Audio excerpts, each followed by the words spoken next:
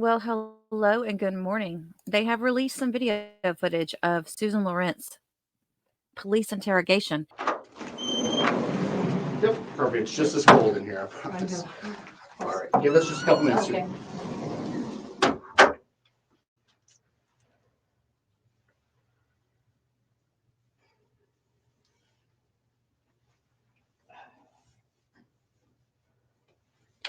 It's going to be interesting to see what she says because, she was so fearful. And if you guys haven't watched my previous videos on this trial, please go back and do that. It's not a really, really long one, but it does capture some body cam from the scene that night that all this occurred. There's also interrogations, or not interrogations, but interviews with police and the witnesses about her previous activity. She was very aggressive with these little kids. And now that she's done this, she's all of a sudden pleading that she's the victim, which anybody who's been following this would probably agree with me. BS on that. There's many things she could have done to avoid all of this. It seemed like she was one of those that found everyone but herself at fault in this situation. She is currently in custody. Her trial is set to go to start. Jury selection is actually set for today, and it is manslaughter charges. Look at my notes really quick.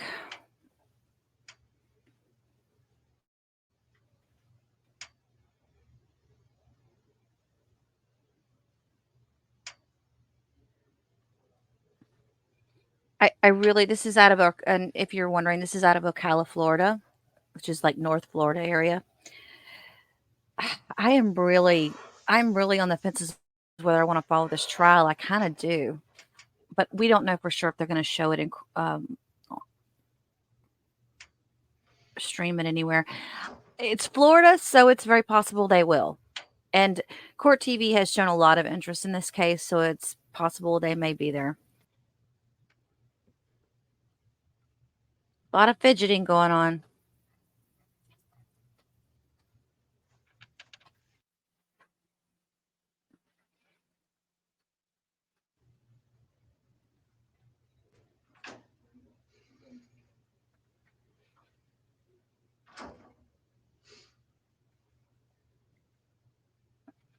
And I'll go on mute from here on out because it does look like the detectives are coming in.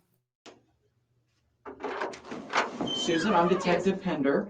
Can I get your water? We're getting our paperwork, okay? Okay. Would you like to have a I water? have a water. You already got one? Give me 1 second here. Okay.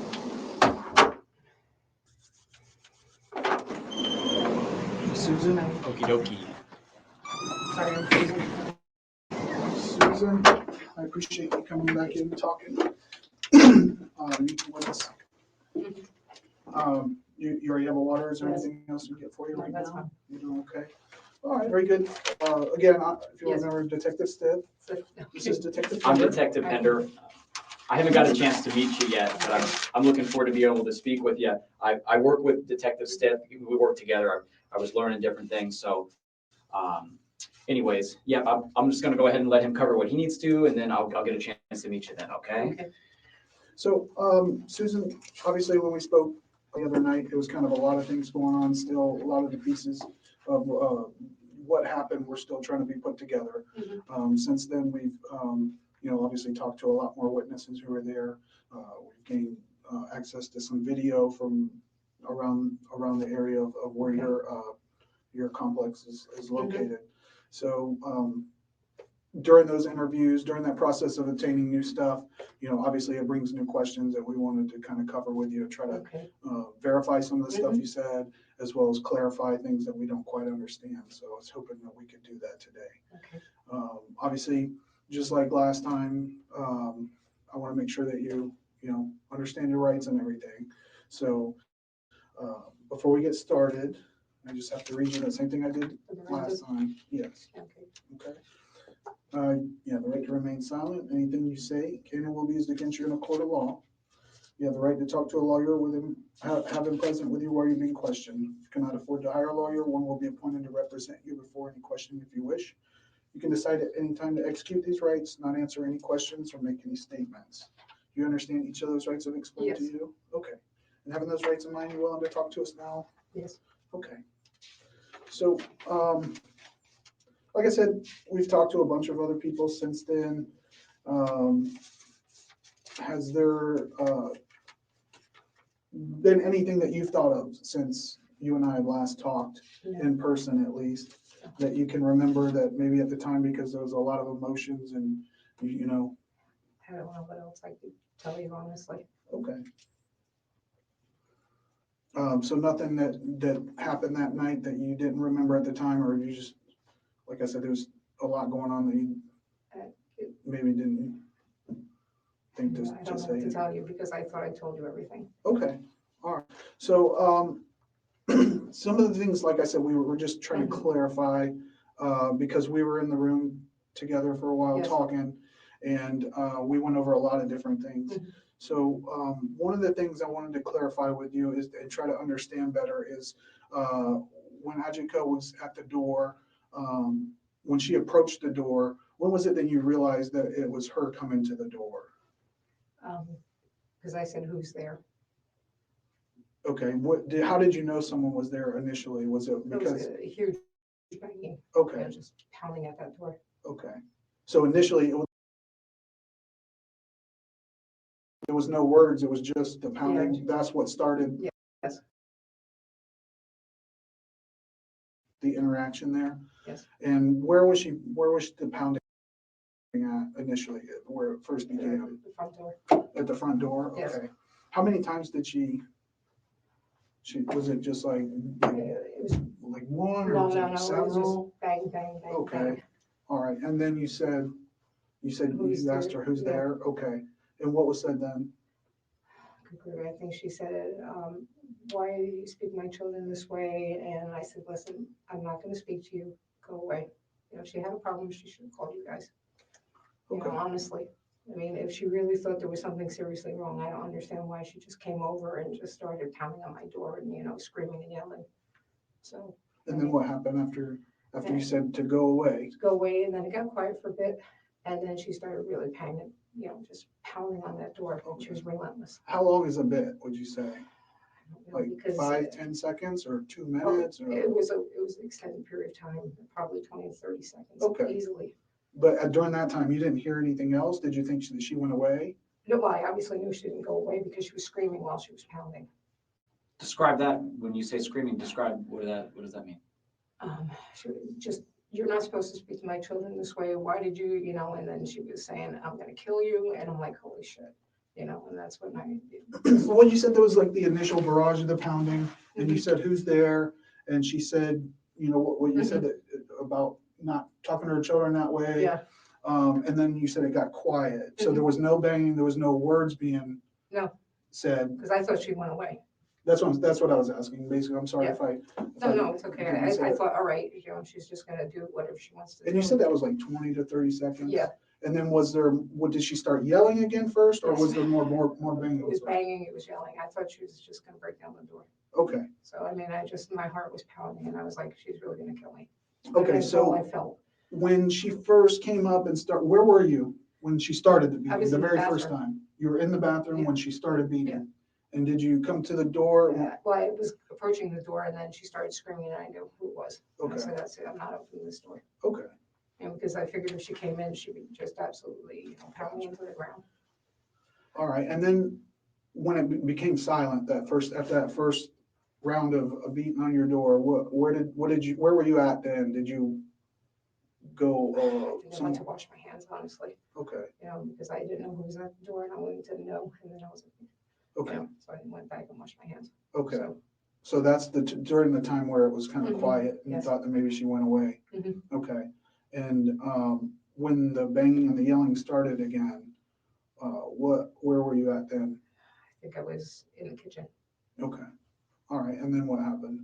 And then she just kept banging and yelling. I'm like, you need to leave. You're trespassing. Get off my porch. You know, get out of here. You know, I'm not talking to you. Leave. Okay, who else was outside the door besides I have Ajike? no idea. You don't know? I have no idea. Where were the other kids? Because I know the kids had been over there prior to her coming over, Yeah, or? they were right by the, you know, where the fence is, and then there's a sidewalk. They were right Yeah. beyond that sidewalk. inside where it's supposed to be no trespassing. Okay, so they were outside of the fence while she was banging on the door? No idea. Oh, you're not no, sure? I have no idea. Okay. You asked me when the kids were there earlier. Right. So, and the kids finally, I went inside. I figured they left. So you didn't know who else was out there at that No time? idea. Okay. So you went to the kitchen and she was still pounding on the door on and the door. yelling? And I know we've kind of gone over this a lot, but I want to make sure, now we're getting more like in order of things, because the first time we talked, it was kind of just like, it all came out all at once. And now that you've had a little bit of time to kind of think about things that happened again and try to get it in a good order that things happen, because it's very important to be able to say, okay, this happened first, this will happen next, so that we don't get them confused or anything. Okay. So after that initial silence where, well, no, I wouldn't say silence, but it got quiet, you were washing your hands in the bathroom, and then the pounding and the yelling started again, and you went to the kitchen. What were you Yes. doing in the kitchen? Just, I was looking for my phone. okay, So I put my phone down somewhere and I started panicking and I started searching for the phone. And then she just kept banging and banging and banging. I'm gonna kill you, I'm gonna kill you, get out of here. And I'm like, I have nowhere to go. I mean, I was in the kitchen, there's the sliders and the sliders are always locked. And just that one door, so there's no escape. okay. I couldn't leave, I couldn't get out of there. I was like, Jesus Christ. And she was pounding so hard, the mirror on my wall was shaking. Okay, so that first, I'm sorry to go back, but that first time that she pounds on the door, how long do you think that lasted before there was kind of the silence? I know you said she hit the door, you said, who's there? And that what was it said? Probably 5-10 seconds she was pounding the first time. Okay. And then when it started again, how long, and I'm gonna jump ahead just a little bit, but we'll kind of come back. When she started pounding on the door again and saying all that stuff to the point where you fired the gun, how long do you think that lasted? 2 to 5 minutes. 2 to 5 minutes. I don't Oh, know, wow. just everything's kind of, it was a while. I mean, it was a while. I kept thinking, okay, you guys are gonna show up, because I called earlier and no one was coming. I'm like, shit, couldn't find my phone. And she was just banging and banging, screaming at me, telling me, I'm gonna kill you, I'm gonna kill you. I'm like, she's really gonna kill me this time. That's all I kept thinking. She's literally gonna come in this house and kill me. Okay. When did you find your phone? At what point? After I shot her. I just started searching the house frantically until I found it, and I wanted to make sure that I called and said, I shot, because I heard her go, ugh. Where was your phone? I think it was in my computer room. In the computer room? Okay.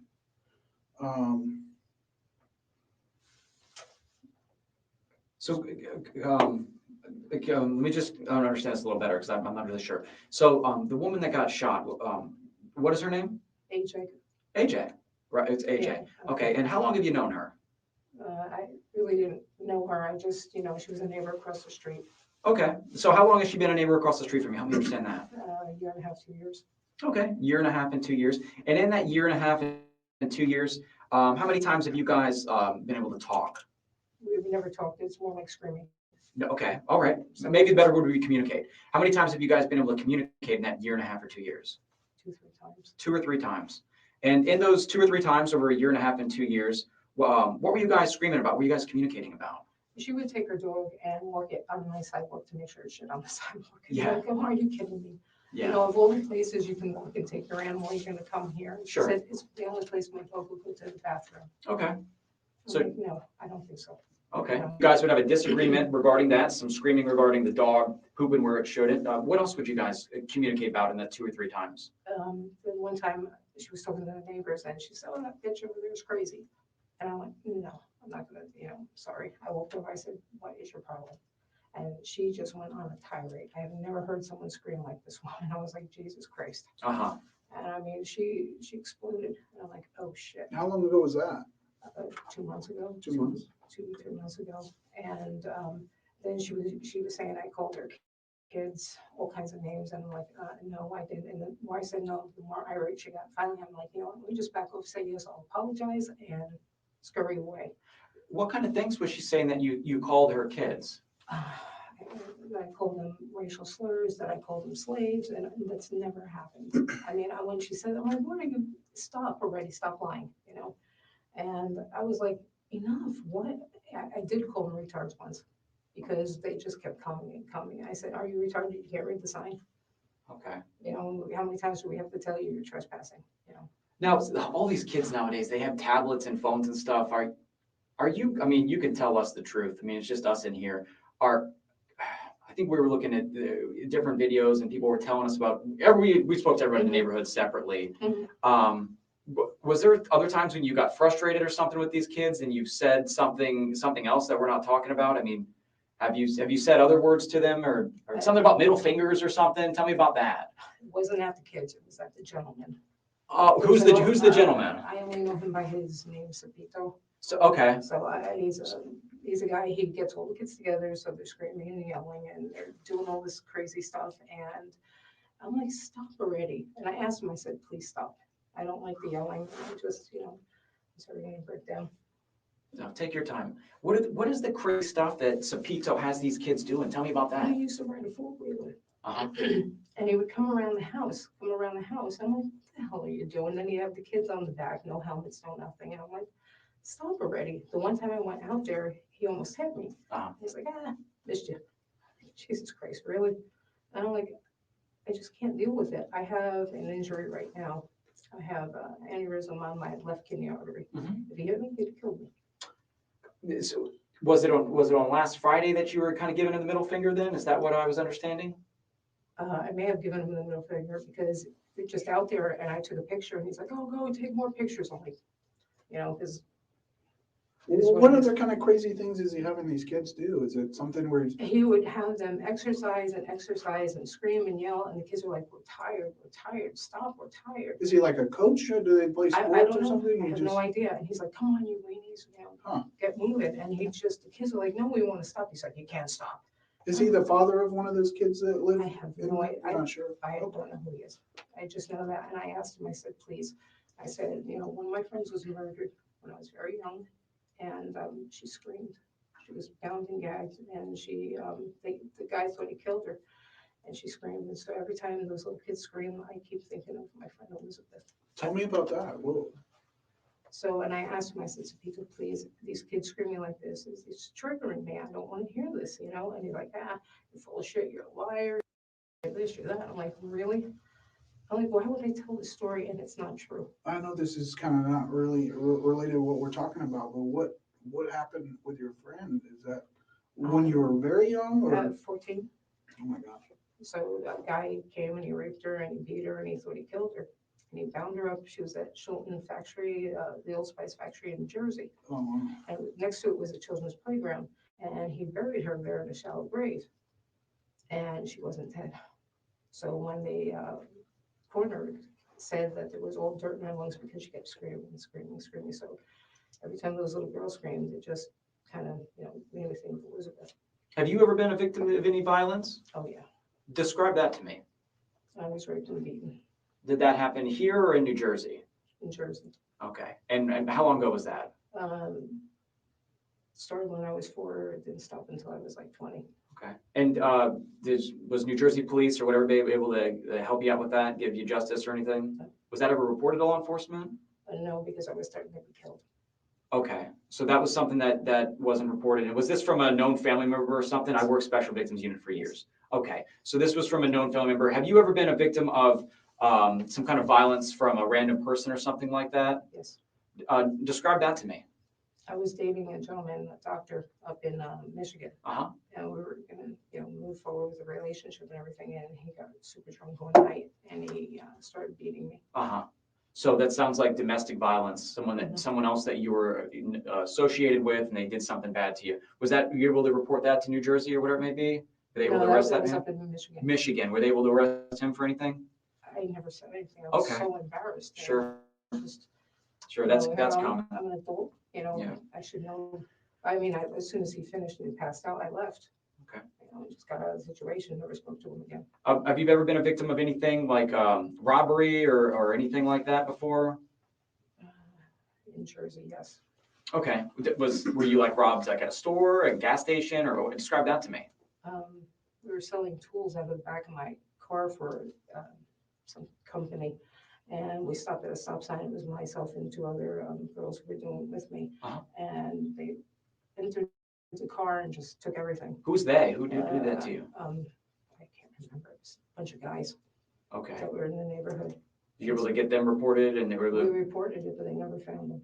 Okay. Did those guys ever harass you ever again or anything like No, that? because it wasn't where I lived. Okay. Have you ever been a victim of violence at your home that wasn't someone you knew, a random person coming and hurting you or something like that? No. Okay. Anyone's ever broken into your house before in New Jersey or in Michigan or in Florida or anything like that? They broke into the house when we lived in Pompton Plains. Where's that? Is that in New Jersey? Yeah, this is up in Jersey. And when you said they broke into, describe that to me. What happened? It was a bunch of young kids that my brother knew. Uh-huh. And he had a dirt bike and everything, so they stole his dirt bike and they stole some other stuff. Sure. And were you home when that happened? I believe so. Okay. When you say you believe so, did they like sneak in the night and they went in the It garage? was in the end of the night and they went out into the shed. They went out into the shed. Mhm. Okay. Okay. Scott, I'm trying to understand. I know what happened to you this time. We just talked about that. I'm saying, has anything like this ever happened to you before where someone was trying to break into the house and hurt you or something? No, not like this. No, nothing like that. Nothing like that's ever happened to you No. before. I just wanted to see if there was a similar experience. We talked about unreported sexual abuse. We talked about domestic violence. We talked about whenever you were robbed once of something by some men. And then there was something stolen out of a shed. Is that right, in New Jersey? Yes. Okay. But then we're talking about what happened there today. And this woman that she passed away, you said that you guys have yelled at each other 3 or 4 times in about a year and a half to 2 years. Is that right? Yes. And the last time she yelled at you a lot. Did you ever, I've worked as a patrol deputy for years before becoming a detective. Did you guys ever get in like a fight in the street or anything like that? No, nothing like that. You gotta be kidding me. I'm sorry. I gotta ask, because I don't know you that well. No. Did she ever brandish a weapon or anything like that or something? The only thing she ever did is she picked up the no trespassing sign and threw it at me and hit me. Okay. And I know that the police came out a lot of times. Did the police ever come out for that time when she threw the sign? Yeah, and then everybody in the neighborhood said, oh, we didn't see anything. Okay. So it was a he said, she said, so they said they couldn't charge anything. Sure. I'm like, all right. And obviously you have a firearm. I haven't had a chance to ask you about this. Now, is that a gun that you've had for years? Or you just had it for a couple of weeks? Help me understand that. No, over a year. Okay, over a year. And where do you normally keep that secured in the house? Okay, really quick, I wanted to just let you guys know that Susan Lorincz has taken this children's iPad and thrown it out in the yard. She's gone out and verbally, and I would say she's thrown stuff at them. I don't know if you'd say that physically assaulted them. I guess I don't know. I don't know if she actually threw the items towards the children or just out away from her complex. The complex is set up like a townhouse setting, and right behind her home is the area that's like shaded and it's open grass, and it's the perfect place for the kids to play. Now, Susan claims that she worked from home, and this constant playing and being noisy outside was disturbing her. Yet Susan never did anything to put up any kind of, buffers on her windows or doors that would help her. She actually was thinking about purchasing this townhome, even though she did not like the situation that she was in with these kids constantly being noisy. I'm going to let you decide for yourself what you think about this, but just remember that when AJ Owens came over to confront Susan, it was because AJ's child had been verbally assaulted, and they had taken her iPad and they had taken her son's iPad, or Susan had taken her son's iPad and thrown it. So that is why AJ found it. Finally, she was like, I'm done. I'm going over there. And she was knocking on the door. AJ was shot through the door. Susan never opened the door. Her door was locked. AJ could not get in. But the shot was a deadly shot. Usually it was in a garbage can next to my bed. Okay. And is it like? Now, that was the Remington that you're talking about that you got over a year ago? Yes. Okay, so when we were at the house, there was the other one, Yes. the 22, The was a Ruger. Ruger. Mhm. How long have you had that firearm? A few months. Just a few months? Yeah, not very long. And the only reason I did it is because it was so expensive to shoot the Remington. Oh, with the So 380 the rounds are 380, yeah, expensive, way yeah. more expensive. So I got the little plinker, just target practice and stuff Okay. like that. Are you experienced with firearms? You got 2 guns, and it sounds like you have the little plinker, and you know about the price of ammo. Are you well versed with them? I used to be terrified of firearms. Uh-huh. And then a friend said, you really can't defend yourself. He said, you should think about getting a gun. Okay. So, When did you first get a gun? Was it just, or did you have other guns historically? no, I never did. Okay. I first bought a 9mm, but it was just way too much gun for me, so I sold it. Uh-huh. Then I got the little 380. Okay. And did you go to any kind of training for those using guns, like going to the range, or tell me about that? Went to the range, watched videos, all the other stuff, self-educating, and I was gonna go take a permit to carry course, Sure. and I didn't get around to it. Yeah, okay. So you were self-training yourself, you had plans to do that in the future, but it didn't come to that. So thank you for helping me understand that. And describe to me, AJ, you've only had these arguments with her a few times, but what I'm confused about is that we're talking about her banging on it 3 times, and then there's the pause, and there's everything else you just described in Detective Stipp.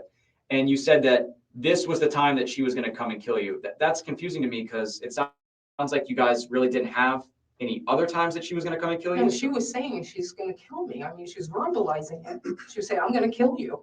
Okay. That's how, it's not like this is the time she's gonna come and kill me. I So mean, I'm trying to get into your she's- mind, and I'm trying to be brought to that moment to why you believe that. And we were talking, you were in the bathroom, then you were in the kitchen. I mean, I know that she's saying something, and you're inside your house, and she's on the other side of that wall and that door. Were you able to ever see her to see if she had anything in her hands? There's no people or anything. There's no peephole, thanks. Okay. Were you able to look through a window or anything to see if she had anything in her hands or anything? Okay. So you don't know if what's going on, but you can hear her voice. Yes. And you said that she's hitting the wall hard enough that, was it the door? The mirror. That the mirror is moving. Yes. And she's hitting the door. She's hitting me. Okay. There's no peephole or anything like that. You don't know who all's out there, but you can hear her voice. Yes. Okay. What made you shoot that spot on the door? It sounds like you had some experience with the gun, so bring me to that moment where what happened? I grabbed the gun, I was shaking like a leaf, and the more she pounded, the more she screamed. I was like, stop, stop, stop, go away, move away. She wouldn't move away. Finally, I'm gonna kill you, and that was the last time, and I just fired the weapon. Okay, was there a spot you picked or something like that? I just kind of, there was the door, I knew she was at the door. Shot the gun. So since the last time you and I talked, I went in the house, we, did the stuff inside the house as far as photographing, looking at where everything is at related to where the door is. And you said you had shot from the kitchen. So when you come in, it's like Kitchen a table. kitchen The table? table that's there, the 2 seats with the table. Okay. That's where I shot from. That's where you shot from. Okay. Like right next to it Yes, or like further back? it was, I remember the table being there. Okay. How were you holding the gun when you fired it? like With that. 2 hands? Yeah. Okay. Now, you were initially in the kitchen when, well, you went to the restroom and then you were in the kitchen looking for your phone Mhm. while she was pounding on the door. And you said that you believe it was between 2 and 5 minutes? Yes. Was that total time from when the first pounding started to the time that you fired the shot, 2 to 5 minutes? Or do you think it was shorter time than that or To longer? me, it seemed like 2 to 5 minutes. 2 to 5 minutes More, total. Well, by the time I shot the weapon, at least 5 minutes. Okay. So, Did she ever try to open that glass sliding door or open the door handle or anything like that? Or was it just the I pounding? just remember her pounding and pounding and pounding. Okay. So you said that you kept the firearm in the trash can in the bedroom. So at some point, did you go, Yes, so you thought about it and said, I might need this or, absolutely. I mean, I got terrified. I mean, I was so terrified she was gonna come in and kill me. okay. So you left the kitchen area? Yes, And that's when you went to your bedroom? yes. Okay. Where was the other gun at that time? Do you know? I thought it was right there. The Ruger? I thought the river was right there.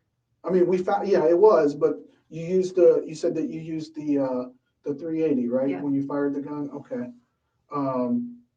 Is there any reason why you chose that gun aside the other one? They were both loaded, right? They were both loaded. I was just the one I picked up. Okay. Did you handle the other gun at all?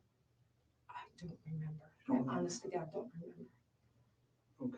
Because the reason I asked is when we went in there, the 22 was actually on top of the 380. So, I'm just trying to figure out how it is that you went in there, took the 380, fired the 380, went back, and you would have put it back in there, but then the other gun was on top of it. So I'm just trying to figure out if maybe, you're just moving stuff around after things happened or something fell. I just don't understand. It may have fallen off the bed. I don't know. I just remember looking for my phone, and I just remember I put the gun back in. So there's all kinds of papers in there, so it could have flip-flopped. Is that an actual, like, do you use it for trash or those important No, papers that were in those there? were papers that I keep. Okay. All right. So you said it was about, let me ask you this, and maybe this can kind of help us get a better time frame. From the time that you called 911, these kids are on my property again, they're yelling, what happened that first 911 call? That time that you hung up with 911, how long before she showed up and she was pounding on the door after you hung up? 10 minutes. 10 minutes? Yeah. Okay. So about 10 minutes after you disconnected and they said, hey, we have deputies on the way. 10 minutes after that is when she started pounding on your Yes. door. Okay. And you say anywhere, you believe from 2 to 5 minutes. Yeah. Okay. Is there,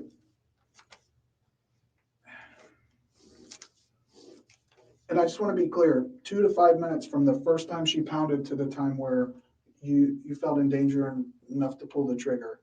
Yeah. Okay. And how many times, I know this is, how many times do you think she was hitting your door during that time frame that you believe is about 2 to 5 minutes? She just kept pounding it, just kept pounding it and pounding it.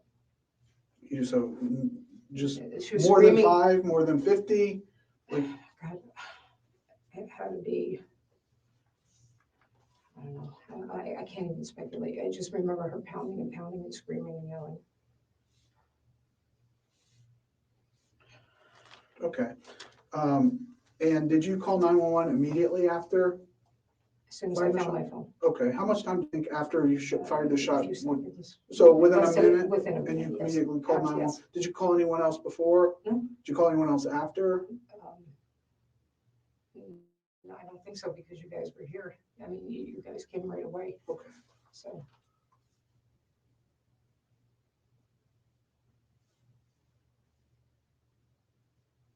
Okay. What's with the racial statements that everyone's saying that you made? I mean, have you ever used the N-word and they're using it against you? Have you said it in passing or something? I have no idea. But it could have been I was speaking Hungarian and instead of English. So you're native Hungarian? And Is my there, father was Hungarian, my mother was Polish, so we spoke mainly Hungarian in the household. okay. And is there, have you ever spoke Hungarian to these kids or anything like that? Yeah, and they looked at me and said, "Stop making up your language." I said, okay. So let me ask you, real quick, you know that we had your phone, right? Mhm. Okay, so a judge actually signed an order to allow us to go into the phone and look over certain things that would assist in trying to identify the timeframes of things that happened. And during the interviews where we were out there talking to other people who live in the neighborhood, they told us that there's been times where you go out and either create video, like record Yes. with videos or take photographs of Yes. what the kids are doing Yes. in your area out there. Yes. So you know how anybody can have a phone or a device that's Exactly. recording. So you would imagine, I'm sure the kids have phones out in the neighborhood. A lot of them have tablets that record video. So when we talk to these people and we talk to them, they tell us something, but we have to kind of verify that. So we ask them the same questions. Do you have any video, audio, anything that would document as what you're saying is true? So when he's asking you questions like that, sometimes we have to ask questions that we already know the answers to. And it's not to try to trick someone. It's just to try to see how credible they are and how reliable their statements are. So when we ask them something that we already know the answer to, and if they answer us and it matches up, then some of the stuff that we're still trying to learn and put the pieces together to, we have more credibility and believe in that. So again, he was referring to some of the racial statements that have been alleged. Where does that come from? And like, is there something more, like, did something happen in the past, or is that how you were raised, or is it just something because these kids are just always like When I was 12 years antagonizing old, you? they're forever antagonizing me. When I was 12 years old, some girl in middle school thought I was some other girl. And it came down to where I was stuck in a phone booth and at least 35 other people were around on bikes. And so they ended up calling the police and he had to disperse the crowd. Okay, and what wound up happening then? I mean, Anything? I had to leave school early every day. I couldn't be around. I couldn't do any extracurricular activities. I just had to be very careful at school. Oh, well. And so it's just, you know, it's craziness. So I'm sorry, how did that, I mean, you're kind of describing it, I can take a guess, but I mean, how did that make you feel towards your classmates? Did you have friends at that school? Yes. Okay, so you had people that you could confide to and be friends with, Mhm. but you said that you had to be escorted to the bus or something like that? No, I left 5 minutes early every day. You had to leave early every day, okay. Are you, and how old were you when that happened? 12. 12, and I mean, it sounds like there's been some issues that, I mean, is that something that's caused problems with you for the rest of your life? No. No, that doesn't, okay. I don't believe so. Okay, so we're just trying to figure out where some of these, you know, we heard that you said the F word and the B word, these are what the kids are saying that I day. definitely dropped F-bombs. Okay, and definitely. what are you saying, the F word to? Pick your fucking shit up. Referring to stuff on the ground or Yeah. something? Mhm. And when we say the B word, what are you referring to that? Who are you talking to? What are you saying when you use that language? B word. Yeah, which I'm assuming is bitch, but I don't really know. Okay. Have you said that word to them? Or is it bastard? Possibly bastard? Could have been either one. Yeah. Are those words that you've used when you're outside around the kids or something like that? I guess if they were really annoying me, I may have let one slip. Okay. You know, And how would they really annoy you? Like just screaming. They would Okay. scream. the screaming and that would maybe let one slip. Okay. But the girls they would do something so stupid. I've never seen anything like this before. They would go face to face with one another and see who could scream louder. Yeah. 5 feet outside my door. I'm like, what the hell are you doing? I'm like, why? I want to see who screams louder. I'm like, take it over to your house. Sure. Okay. So Detective Stith has been talking to you about the timeline, okay? And some of the work we've done. Now, this is a picture that I draw. I'm not an artist at all, but when I tell you some of the work we've done, we spoke to all the people over. This is your house, by the way. Okay, this is we'll put an S for you. Mhm. We spoke to everybody in these buildings. We spoke to them all in these buildings, and we talked to anybody that had cameras that would see different areas. These cameras, they hear things. We're able to hear audio. We're able to hear things like that. And everyone that we interviewed, I pretty much got the same, Detective Stith, I think we all got the same statement from every single person we interviewed. We lined up, well, we didn't line them up. These people were interviewed in different locations. Some of them were interviewed in different buildings in different places. I interviewed them at different houses, and all these people provided me similar statements, okay? No one that provided, now these people could hear her talking. Okay, because she was talking loudly. And you said that you could hear it through the wall, and I can agree with that. Okay. She made a statement, something to the effect of, why'd you take my kid's iPad? Okay, somebody heard her say that. I never touched an iPad. I never saw the iPad. I don't know what this iPad is A about. tablet or something like that. Again, no tablet, no iPad, no electronics at all. It was never there, or at least I never saw it. Okay. So I have no idea. Was she, maybe she's wrong, but was she asking you about a tablet or accusing you of something with a tablet or an iPad? I don't know if it's an iPad or a tablet. She could have? She could have. Okay, you seem unsure of some of the stuff she's saying through the door. Did she say, you're not really sure if she said that? She could have said it during her rants. Okay. Yeah. So she's saying these things. The thing is everything that we've learned so far, I have not learned of her ever saying to you that she wanted to get into the house. It sounded more like she wanted to talk to you outside of the house. How do you want to talk to outside the house when you're banging and screaming? Yeah. That's not reasonable. One of the people said that she said, "Come outside." That's not, I'm sorry. Come That's not what? It's not reasonable and prudent. I mean, you just don't, bang and expect someone to come out. Yeah, I think I'll come outside so Right. you can, Well, I know. I mean, seriously. What she's learned, what I'm learning, what these people said is that she was saying to come outside. She wanted to confront you about something. She wanted you to come outside. Do you remember her making statements and asking you to come out there and talk to her?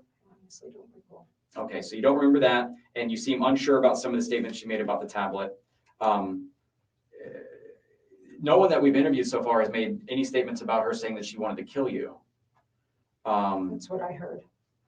Okay. You said you were so in fear and you're shaking. Is your memory affected regarding this incident in some way?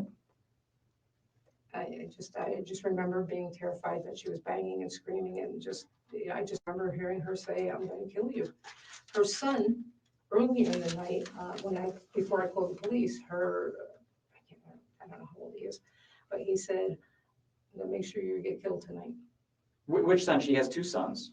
I know. I don't remember. It was one of her sons, but he was there. He's like, "I'm gonna make sure you get killed. I'm gonna make sure that you know." And I'm like, "What the hell is going on?" Has this person ever shown you a weapon or anything like that? No, but I mean, the little kid said it, and then all of a sudden his mom's coming over and she's banging and screaming. And Now I asked you this earlier. You said you can't see out there, but you've only seen her a few times. Mhm. What means does she have to harm you through the wall? she, like I said, she was banging so much, everything was shaking and moving, Now that house, which I couldn't believe because it's a cement block house. that was my next question. So it's a cement block house, and the door, the deadbolt was activated, right? The deadbolt was activated, Okay. right? And you I just didn't don't- have the chain lock? I was gonna say, I remember I didn't have the chain. I'm not quite sure if I had the deadbolt on or not. Okay. I believe the last time we talked, you said you had the deadbolt, but you didn't want to get back close to the door to do the chain, is from what I recall. And you said you had the extra long deadbolt just installed, what was it, recently? Charles did it.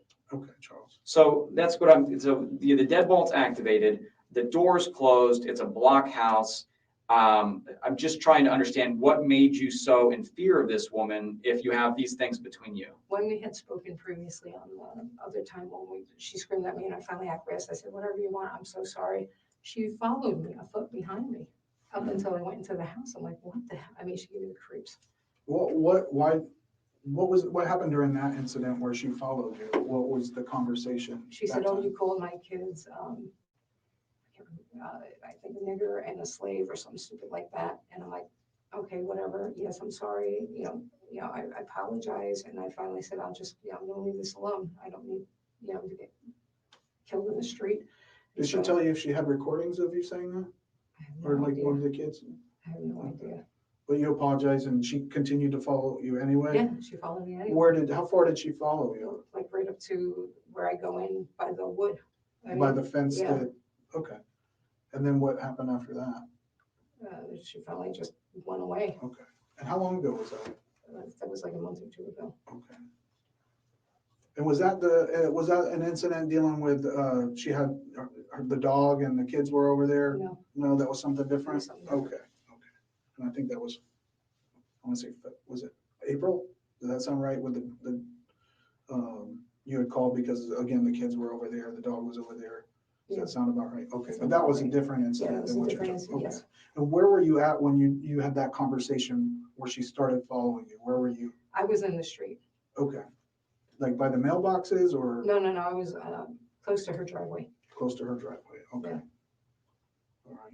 Did she make any threats of physical violence to you then? I can't remember. I honestly can't remember. Okay. She was following you and that made you feel creepy, right? Or creeped you out, I think is the word you said? Yeah. Okay, but there wasn't any threats of physical violence then. And you said, Why would you, if the conversation is over, why would you still pursue someone? I mean, to me. Was she still saying things? Was she still? No, talking? she just She followed just me, followed and you. I just felt like, at any point in time, she could knock me down and Mhm. do something, and I was like, oh my God. And I didn't want to tangle with her anymore. and was it only her kid that you called a slave, or was there other kids in the I neighborhood? never called anyone a slave. Oh, I'm sorry, I Never. thought you said No, sorry for it. I said I'm sorry for it because I didn't know how else to diffuse the situation. Okay, so you told her that you did say that, but you're saying that you were saying it to diffuse the situation? Yes, absolutely. So have you ever called any of those kids? Never called them Ever? a slave, never. You never said anything about this not being an underground railroad? An Underground Railroad comment or something like that was mentioned? No. We did so many interviews. Jesus Christ, no. What There the was a hell? statement like that made. All right, that's new to me. That is completely new to me. I don't know where the hell that came from.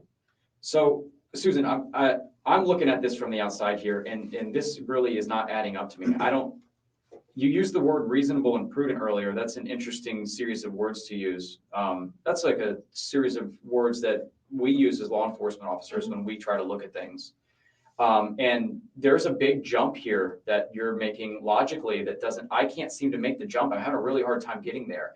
You've known this woman for 1.5 to 2 years. Your only communications were 2 to 3 times. The dog's pooping, and then there was another time where you called her, you said, I'm sorry about calling your kids some names, and she followed behind you. You thought that was creepy. She's never threatened you. She's never displayed a firearm towards you. She starts yelling on your patio area, banging hard on your door, which your door is locked, and then you're scared. Now you're saying that you're scared, which, okay, I can get to that. I can get to that point that you're scared. There's someone knocking on your door. No, it wasn't knocking, it was pounding. Pounding. There's someone pounding on your door. Right. There's someone pounding on your door. They're pounding on your door, and I can't get to the point where pounding on the door leads to you being hurt or killed. I can't get. Because I thought she was going to break the door down. The door, you could see that it was all repaired and re-repaired and all that crap like that. So I never felt that door was secure. You have an extended deadbolt, and you've never been in any kind of violent situation where someone's kicked in your door or like Kool-Aid Man through your entire wall. There has not been that situation. So I'm trying to do the reasonable and prudent. I'm trying to come into your shoes there, and I'm having a hard jump there because describe to me, AJ, what does she look like? Tall, black woman, heavy set, Okay.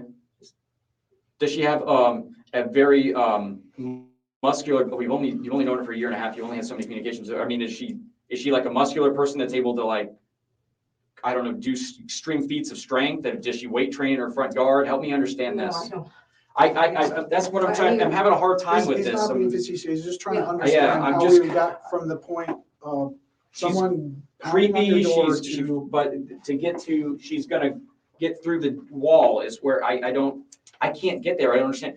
What if, and I was thinking about this earlier, what if the police officer had already arrived and she is loud and she's still yelling, and now the officer's standing in front of the door and he does some knocks, but she's still on that darn patio yelling, and you're shooting, you can't see, there's no peephole, there's no window, there's nothing, and then you shoot, and what if the darn officer was on the other side of the door? You see what I mean? And obviously she's still running her mouth, she's still going, but you don't know what's on the other side of that door. Hopefully you would have introduced him. I sure hope so. I mean, and that's what some of the issues are, that I can't get there, and I don't understand entirely what was going on in your mind, and I don't see how that is entire. Were you on alcohol or anything like? I gotta ask these questions. Were there anything in your mind that would impair yourself in your judgments? I took Belbuca earlier in the day. What is that? It was for my back. Okay, is that a narcotic? Yes. I'm not a muscle relax. I'm guessing here. No, it's a pain reliever. Okay, it's a pain reliever. Mm-hmm. And does that have like something on the bottle that it would? It's a film. Okay, does that like don't use motor vehicles or something like that? What does it do to you? How does it make you feel? It just makes me sleepy. It's called, what is it called? Belbuca. Belbuca. BELBUCA. Okay. Does that have to do with your artery issue in your kidney? No, I had a car wreck. So I had a fusion in my lower back. I'm sorry, fusion in my neck, and then laminectomy in my lower back. Mm-hmm. And I've got this thing that goes backwards. So I have some issues. Okay. And I have a torn rotator cuff. Okay. And do you have issues with any kind of previous, from the car accident, I have to ask, a head injury which would impair your memory or affect your memory or anything like that? Don't remember. I think I hit my head on the steering wheel from the accident. Okay. Do you suffer time and spatial memory issues where you can't remember a certain amounts of time and things like that? And the reason that I asked that is you have indicated that this was somewhere between like 5 to 10 minutes or something. Am I getting that right, Detective Stiff? Okay. From the cameras that we've looked at in the area here, this incident did not last for 5 to 10 minutes. Okay. Mm-hmm. Now, from the people that we spoke to, there's aspects of this that I can agree about. She's talking loud. She's banging on that door. We're going to agree with that. But the actual number of knocks, you did 3 knocks, and then you said there was a pause. I never said 3. Well, you said bang, bang, bang, and then she stopped, which I counted 3. Now, okay. if there was something different, you can tell me. I was remembering earlier. You said bang, bang, bang. There was 3. Then she stopped, and then she continued to, and then what happened. Mm-hmm.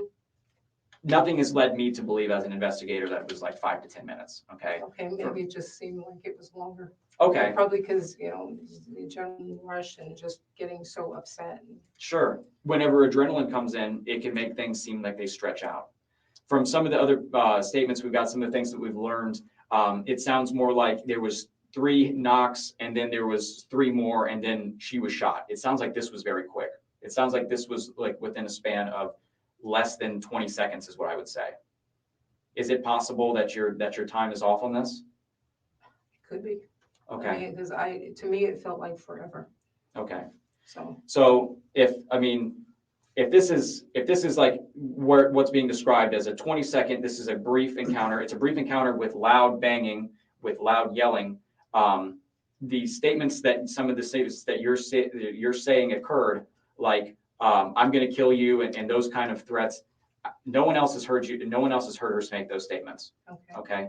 I'm worried that some of the prior experiences you've had in your life that we've talked about today, they are traumatic experience, sexual violence against you. When you were a kid, all those people coming and trying to get you, that there's something going on in your head. Are you not sure about some of the things we've talked about today regarding some of the things you're saying that you heard? Is it possible she never threatened you at all? No, I swear to God, I thought she said, I'm going to kill you. I mean, that's why I just panicked. As soon as those words came out of her mouth, I was like, Jesus Christ, she's going to kill me. Okay. And how did you imagine yourself being killed? Remembering that there's that block wall, that door, how is she going to be able to do that? What makes you think that she was able to do She that? was still pounding, but that she could have come right through that glass wall. I mean, the glass door. Well, we talked there's- about pounding on the door. Did she ever pound on the glass wall? Is it a window or wall? Help me. It's doors. It's sliders. Glass sliding door. Yeah. She pound on that? She may have, I don't know. Well, I kept thinking that she's going to gain entrance, she's going to kill me. And that's why I asked you earlier if you recalled, if she tried to, was that door locked, the sliding glass door? Was that safe? Do you have like anything? I on it? had, I think there was a wood piece in there. In the slider? Yeah. Okay. And you don't recall if she tried that door? I just remember lots of pounding. Lots of pounding. Just to me, it was just an enormous amount of pounding, screaming, yelling, and, I felt like she was going to come through that door. And I think Detective Pender touched on it, like in your head, what, during the panic, during all these thoughts, what did you feel that was going to happen? And she's going to come in there and beat the shit out of me until I was dead. Okay. I mean, that's what I felt. I mean, I don't understand why she came over my house. If there was all these issues and problems, why didn't you just call somebody? That's, to me, that's what you would do if you're normal. And that's a normal thing to do. If something happens to me, I call the police, like, okay, the kids are being run or she's banging in, but when I couldn't find my phone and everything, I was just like, shit. I honestly, I felt she was going to kill me. Okay, so during that time, you had hung up with 911, you still estimate approximately 10 minutes before the banging started. Yes. And then you saying anywhere from 2 to 5 minutes or longer that the banging and the yelling lasted. However, as Detective Pender mentioned, we've reviewed video. Mhm. We've talked to multiple people out there who all kind of give the similar, everybody's perspective is different. And that's why I asked you this same question a couple of times, because people's perspectives, we could be both looking at the same thing. Mhm. And later on, you asked us the same question, we have different reactions, different answers, because we focus on different things, we remember different things. That's why everybody's unique. And that's just the way it is. But to be that similar in some of the specifics of what we're really looking at, we're talking about a very tight, a much more tighter time frame of this incident that happened at your front door before that shot was fired. So is that possible? Is that feasible that it was a shorter time frame? To me, it felt, I'm giving you what I felt, what I thought it was. Okay. All right. Now that you're out of the moment, Mhm. I mean, do you think that she could somehow get through that wall now that you're out, now that you're not in the house anymore, and that I you? still feel that fear. I just still feel she was coming at me. I'm sorry. It's what I feel. Okay. I've just, it's been playing in my head over and over again, and I just kept thinking of that and how terrified I was. Was your goal to shoot and kill her? No. What was your goal? To shoot and hopefully, she'd hear the shot and dissipate. But you took aim at the door, is that right? Yes. Okay. And the goal was to strike the door and to dissipate it. I'm having a really hard time making this jump here that this unarmed person on the other side of the wall is somehow gonna get into your house and kill you. I'm just really having a hard time getting there. I've been doing this job as a homicide investigator for several years, and I've seen houses that are made out of like pretty much would be paper mache. Okay, doors that are so thin, like balls of wood you could just push through. And this is a block house with a solid door. I've seen cases before where there is an angry spouse and I'm let me back in the house, you can't throw me out, and they'll kick the wall as hard as they can, and they're not getting in some of these doors open inwards, outwards. I don't know which way your door opens. Which way does it open? It opens outward? I think it opens out. Okay. So It opens inwards. It opens inwards. Okay. So, they work on these doors and they're not even able to make entry, and they just give up. And I'm really having a hard time understanding like how if you could go back in time, would you not do what you did? Would you take it back and I don't know, wait another however long it took for the police to get there? I'm trying to understand that. Do you feel like you did something wrong here? I did what I felt I had to. I honestly God thought she was going to kill me. I mean, that's all I felt. I just felt that terror. I mean, it was sheer terror. So I went out to the house that morning, when I met you out there, and I tested the door. First of all, I looked at the door. We processed the door just to see what areas might have been touched by AJ. I looked at the door frame where it had been repaired. It looked like there was a type of putty or something used where the wood frame had been separated. I examined the deadbolt lock. The strike plates were in there pretty fastened, pretty securely. The bottom lock, just the doorknob lock. And even with the door closed, I stood on the outside. There were no indentations, no dents in the door anywhere that I could see.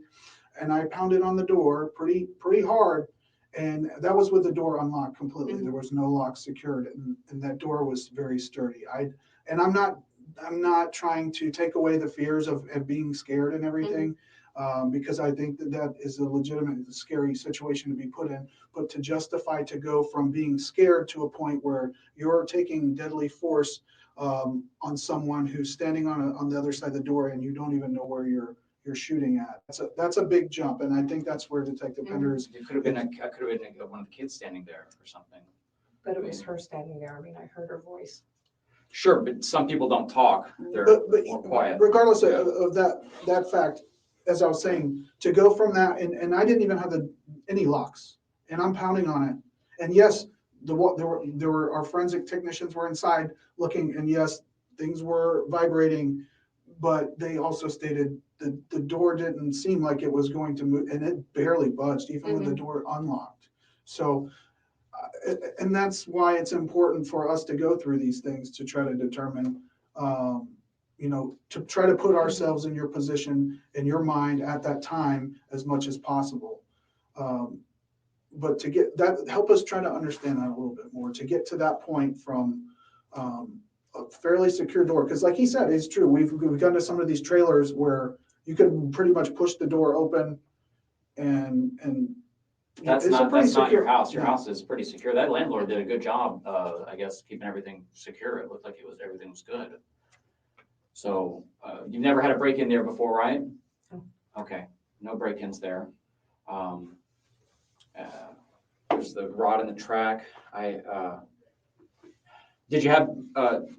I know that you still spoke to this woman 2 or 3 times before. Did you speak to her earlier that day on Friday? No. Okay, so you didn't talk to her earlier that day, Friday. There wasn't. Did you have any conflicts with anybody in particular on Friday at all? Just the kids it wasn't a conflict. I just told them, come on, stop trespassing, move along, kids kept putting things out They had marbles by my truck. Uh-huh. They put their skates out. I tripped over the skate one morning that I had to leave very early, and I'm like, crap. And I'm like, stop leaving your freaking toys here. I'm not the most stable person, with my knees and stuff like that too, when I'm walking. If I fall again, who the hell knows what's gonna happen between my back and my knees and, the other injury. And I don't understand why they just keep leaving their crap there. And I'm like, it's. That sounds frustrating. It's extraordinarily frustrating. You said there was a skate. Was there something that happened with the skate on Friday? When the kids were there, yeah, they keep leaving the skates really close to the house. I'm like, stop already, because when you go around and you do stuff and you're bringing packages in, sometimes I bring the truck up. I'm like, I don't want to walk over your skates and shit. I'm like, pick your damn shit up. Uh-huh. So. So where were those skates when you picked them up? I want to say they were maybe 5-6 feet of the sidewalk. On the grass? Yes. Okay. And you took a photograph of that with your phone? Yes. Okay. And there was a video at some point. It looked like you were taking a picture or a video through the screen from you being inside Yes. to them outside. Mm-hmm. Is that around the time frame that you shot them the bird or something along those lines? Maybe not right. Okay. Probably. Okay. Because it looked like there was a bunch of them kind of further out in the field, but there was a lot of kids playing out there, and I guess the screaming. You heard Yeah, how much yeah. they were screaming over the TV. Okay, so when you went out there, and one of AJ's kids was out there, and this is around the time frame where you threw the skates out into the yard or something Yes. like that. But this is also, so that was what was reported to us from a few people. Yes. But also during that time frame was where that tablet situation came up. So is there I any don't reason? know what this tablet thing is. It's like an Amazon tablet, electronic tablet. I never saw the tablet. Never. He kept saying, "Where's my tablet? Where's my tablet?" I had Oh, so he asked you about it, but you didn't have it. Of course not. So you never. I moved never it or saw picked it, up? never picked it, never touched it up, nothing. Why would he make that part up if I have no idea. because he said, and it really doesn't change. Doesn't change. It doesn't change anything. Helps I'm just trying to understand understand. He said that he was going to the basketball courts after they played in the field. And he's like, I forgot my tablet. And he comes over and he sees you holding it. And he says, put it down. No. And you kind of tossed it down. And then that's when you threw the skates and one of them hit him in the toe or the foot or something like that. No, because they were standing here and I threw it with my left hand. Okay. I made sure that I just threw them over to the other side. And that's when you told him to fetch or something? Yes. You told him to I fetch said, you it? can go fetch it over there now. Okay. Because he said, give me my skates. Mm-hmm. Your skates. I'm like, here, go get them. You already had them in your hand at that point? I He said, think give them so. to you? Okay.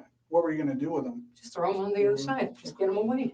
So you don't remember the tablet or anything There like was that? never I never saw a tablet, never touched a tablet, I don't know where the hell the tablet came from. So I have no idea. And then the situation with the umbrella, I know we had talked about it a little bit before, but do you remember who that was out there when, was that when, excuse me, was that when the older, AJ's older came over? What was he saying to you? That's when he has said, I said, you guys need to leave. I don't need to leave. I can be anywhere I want. I have, I forget what the hell he said. Just something to the effect that I have no limits where I can go. I'm like, okay. Okay, but he wasn't the one that was there when you tossed the roller skates into the yard. It was the other child? It Or do should you have been remember? both boys. Were they both there with the roller Let's say, skate thing? yeah. Okay, so when you came out, the umbrella that was behind your door, was that the Mhm. one? Yes. Okay, and what exactly happened with that? Because that's another one of those things where we were talking to Mhm. people who were right there, kind of, they already heard some yelling and back and forth, so they're kind of watching and I may have been talking with my hands. So, swinging the umbrella. yeah, just, come on, guys, leave, and Okay. gesturing. So How it far was- away were they when you were doing this? Oh And my where do you gosh. think you were at? I remember being on the sidewalk, and then they were at least 5-7 feet away from me. They Okay. weren't even close. What did they do when you were swinging it around? Nothing. They didn't do anything? No, there was no reaction. They didn't say anything? They didn't back away? I honestly don't recall. Okay. It didn't rain on Friday. Why did you have an I umbrella? thought it was raining. We had precip, and I thought when the kids got quiet that it rained finally and they went home. So that's why you had the umbrella out? Yes, So it sounds like there's a lot of things going on with the kids that day. It sounds like you're taking videos and then there was a middle finger towards this guy. It sounds like the skates are in the way. You had to throw those because she says, give me the skates. You throw the skates, and then you're swinging the umbrella because they're not getting away. There's a lot going on with the kids. Is that Yes. accurate? yes. Are the kids yelling that day? Oh, they were screaming and yelling. Screaming and yelling? Okay. It sounds like there was things going on with them, and then one of the kids' moms comes up to your house and knocks on the door. Is that right? Did she say what she was knocking on the door about? I don't remember if we covered that. With AJ? Yes. Yes, AJ. Was it about the umbrella, the skates, or something different? Because I there's a want to lot. speak to you because you're talking to my sons. I don't like the way you're talking to my sons. Okay, so she bangs on the door and she wants to, because we've talked about all the things that happened that day. She's banging on the door and she wants to address you regarding how you're talking to her sons. Yes. And there's already been that prior incident in the 2 or 3 times that you guys met, and one of those times it was you're talking to her sons and you're saying like racial things like that, racial I slurs. didn't say racial slurs. She said that you did. She said that I did. Okay. So it sounds like she has a reason that she wants to talk to you, and she's banging on your door. Mhm. Okay.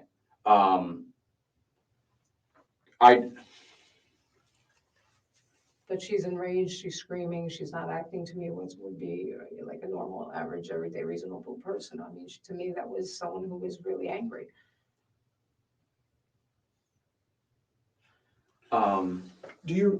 You're for certain that when you went to retrieve your gun, that's where you keep it in that trash can, that's where it was at? I'm sorry, did you remember No, what you were thinking about? Susan, real quick here.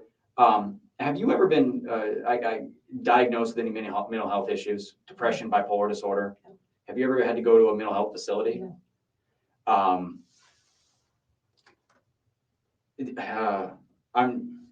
Have you ever sought therapy for anything? Yes, What have you sought therapy for? for the rape. For the rape, okay.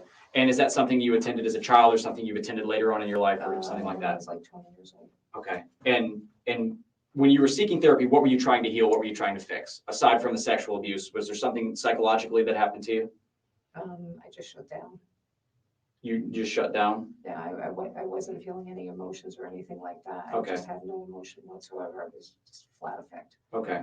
Did therapy help you with that? Yes. And then later on in life, you had a friend that was buried and the breathing in the dirt and then the screaming and then that. happened before the therapy.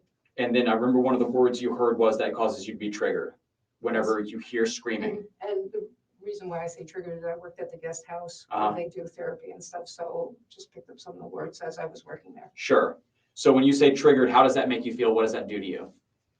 It just makes me feel horrible. Horrible. What is that like? What is that feeling? Is it a feeling inside your body? Describe that to me more. Just absolutely horrible, like I'm sick. The screaming makes you feel Yes. sick. Okay.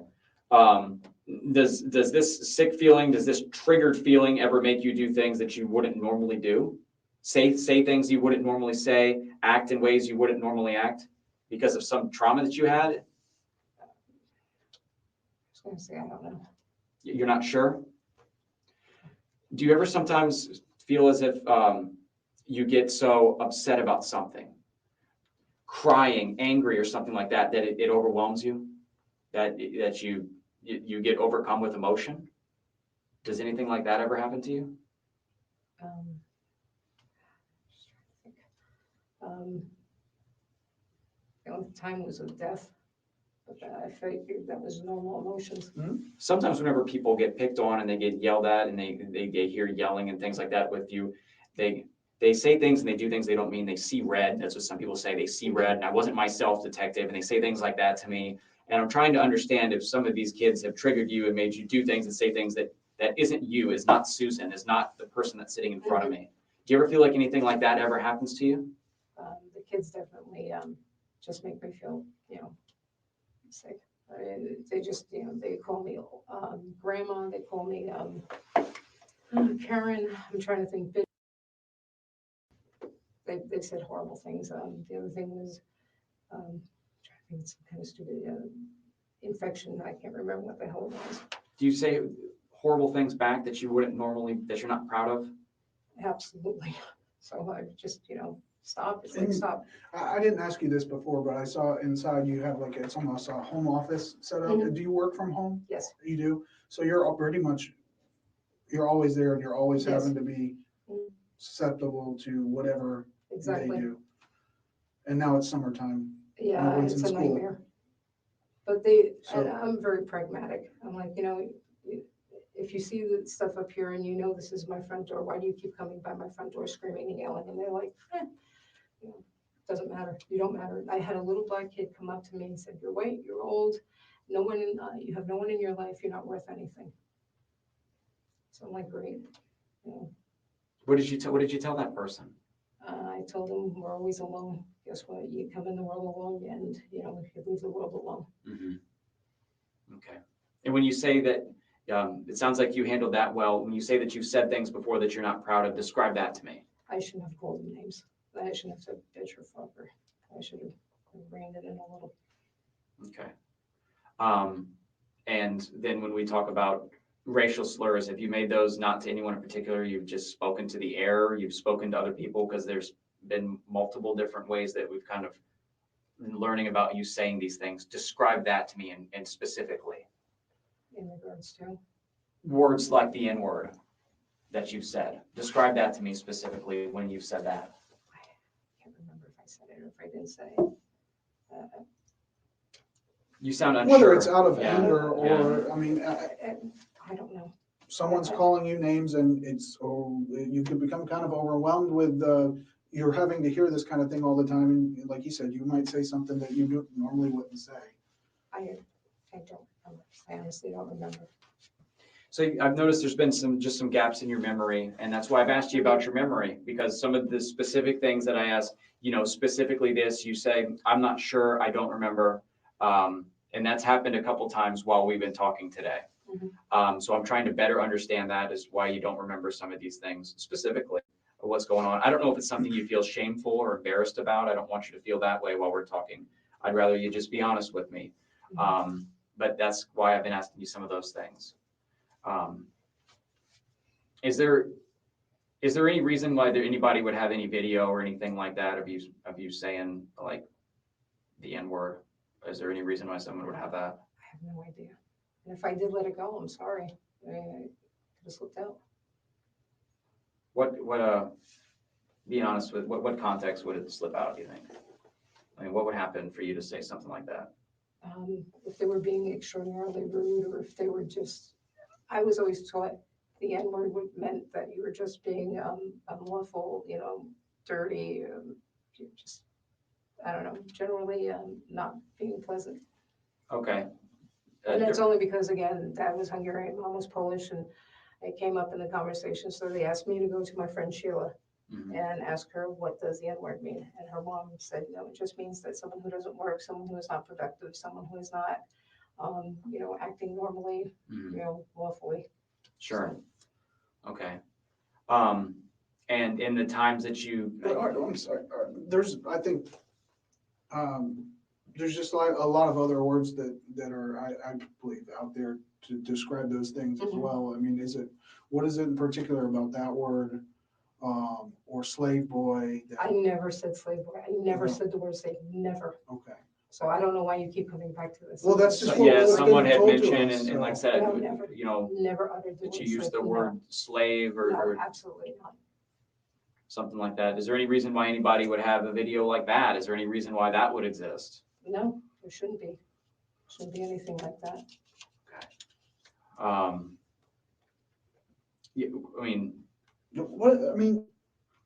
the Underground Railroad comment, again, remember, there's people out there. I never made an Underground Railroad comment.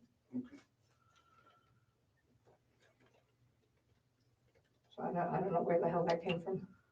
Well, I kind of want to go through my notes real quick, Mhm. make sure that we covered everything. We covered a lot of things. Can I get you another water or anything while I go through this?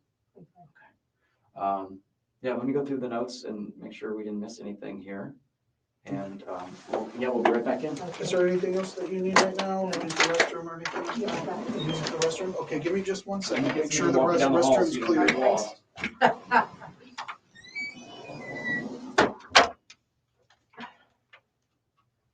So she says that AJ was pounding on her door, not knocking, but pounding on her door for 5 to 10 minutes before she shot. However, according to videos that they do have in the surrounding area and many, many witnesses who all pretty much said the same thing, that it was about 6 knocks, 3 at a time, within a 20-second period before Susan shot at the door.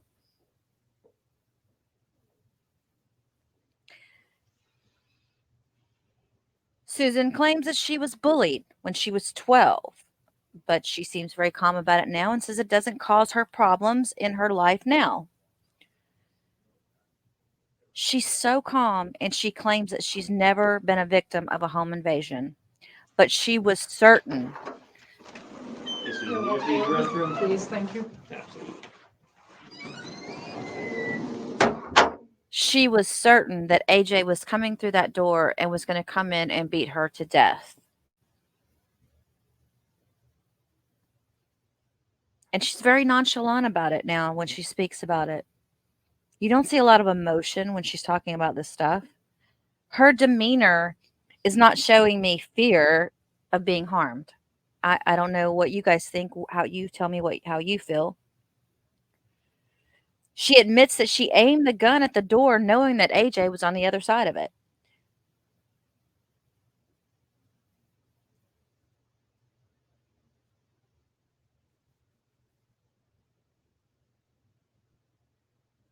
Also, if you've watched the videos of the body cam, you'll see she also has next to her front door is a sliding glass door.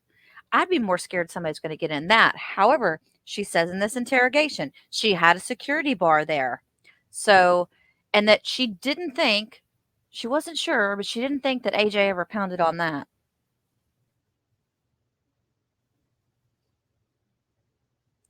None of the witnesses said that AJ or they heard AJ say, "I'm going to kill you." But Susan swears by the fact that that's what she was yelling. There was no peephole on the door. So when she shot at the door, there could have been a child on the other side. She didn't know. Her thought was she was going to shoot at the door and it was going to escalate. It was going to de-escalate the issue. The person was going to go away. And also, this isn't a frame building. This is a block unit, solid built. But Susan claims that when AJ was pounding, I air quotes, on the door, that the home was shaking. They also state that she had video recordings of the neighbors who were a nuisance to her, and hopefully that's all gonna come out in court. Also claims, and I'm not going to make this case about race because I don't think it's a race case. I think this is just one of those women who doesn't like children. But there were statements that she said something about an Underground Railroad comment. She made several racial slurs. Of course, she's denying all that she didn't do any of that, but she did curse at the children before. Susan does not seem to be in air quotes sheer terror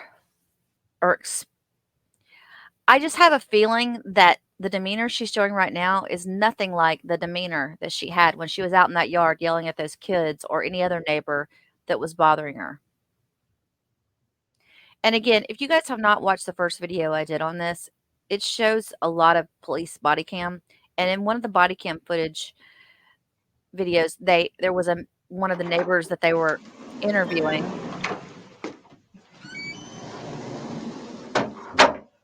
And he's standing there being interviewed by the police, and she comes up and walks over to him and tells him that they're making too much noise. Could they please interview him elsewhere? And that he's trespassing where he's located near her front porch. He wasn't trespassing. And the police said that in the body of video cam. So it's not looking good for Susan, you guys. Which by the way, I am now going to call her Short Fuse Susan. That's her new nickname by me. I'm sure she's also known as the Ocala, Florida Karen.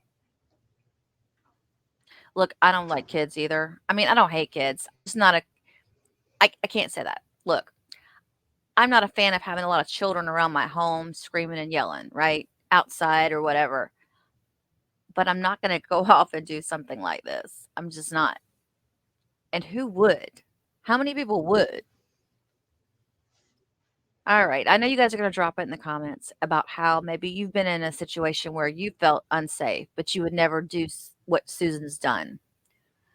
Or situations to where you felt like Susan put a lot of fuel on this fire. And I believe that she did. I believe Susan put a ton of fuel on this fire. Why didn't she just move? And if you're not going to move, why not do something to the home to keep the noise in? I mean, like, you could put stuff on the windows, you could buy blackout curtains that help with noise. Uh, Obviously, she didn't own the unit, she was renting it. She wanted to own it. She had told police she wanted to own it. It just doesn't make sense. You know, if children are out in the back of the home and they're making all that noise and you go to the front bedroom or something to work, there's just ways around this. This was a senseless crime, and I have no doubt that a jury is going to find her guilty because it is manslaughter. It is not a murder charge. So the charges are low enough where the jury's going to be like, yeah.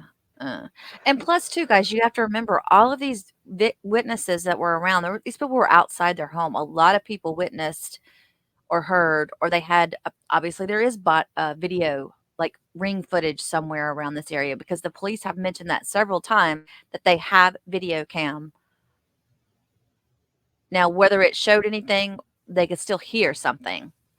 And I think that's gonna be key, is listening to the time that AJ went up to the door and started knocking on it or pounding on it, whatever, and when the shot was fired. That is gonna be so, so key. I can't see this trial lasting too long. I do know that the state's gonna have a ton of witnesses because there's a ton of people outside in this body cam footage I had on my first video of this case. So there's going to be a lot of witnesses from the state, but they may narrow it down to just a few key witnesses.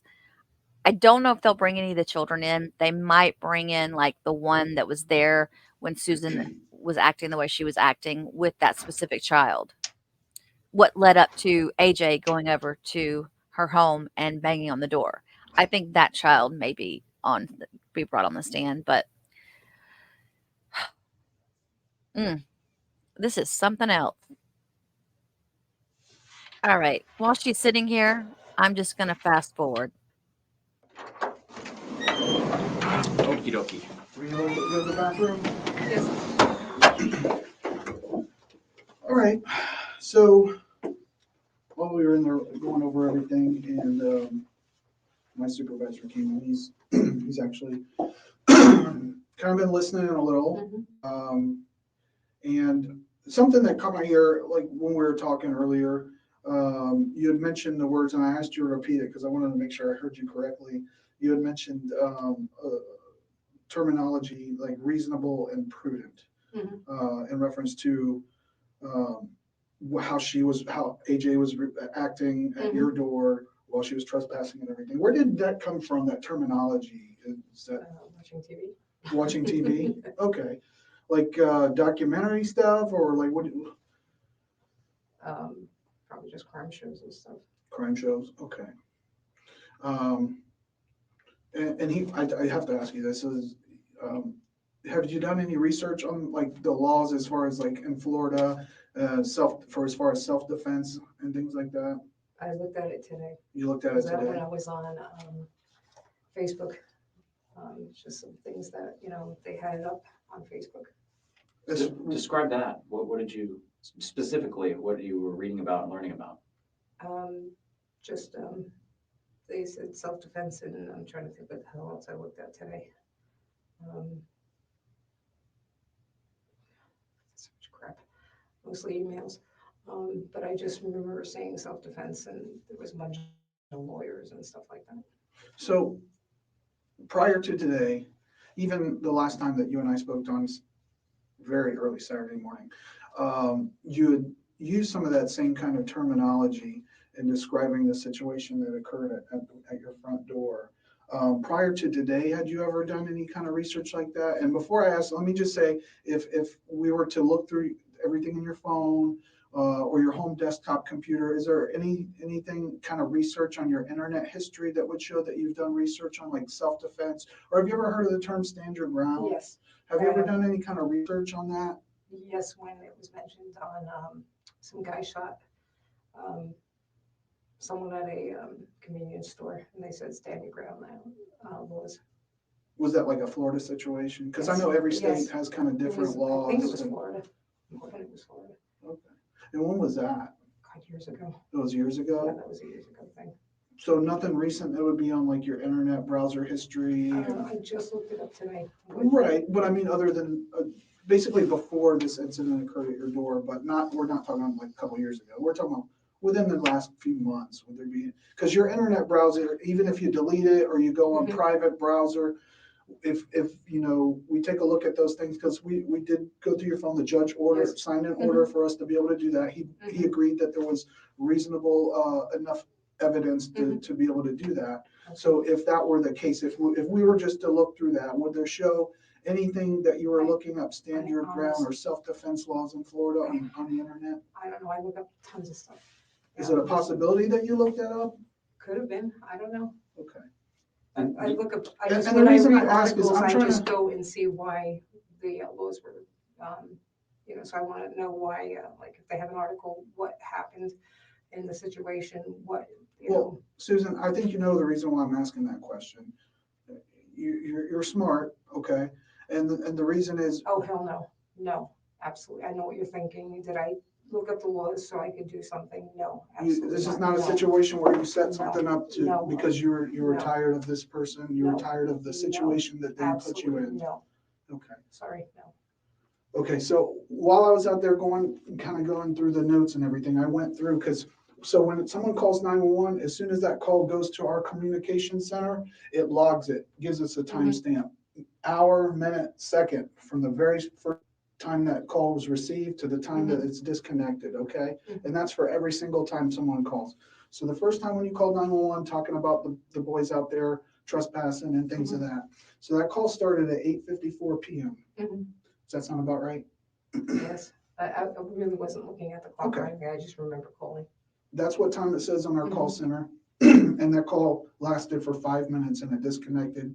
Okay, At 8:59, deputies are on the way. okay. Okay. Now you estimated that it was approximately 10 minutes after you disconnected Mhm. until the AJ started pounding on your door. Is that correct? Is that Yes. what? Okay. So the second 911 call where you called, lady was banging on my door, I shot her through the door. That call came into our call center. It was received at 9:01, which is 2 minutes after you hung up with the communication center the first time. So that's Okay. 2 minutes that all these things that you say occurred happened at your front door.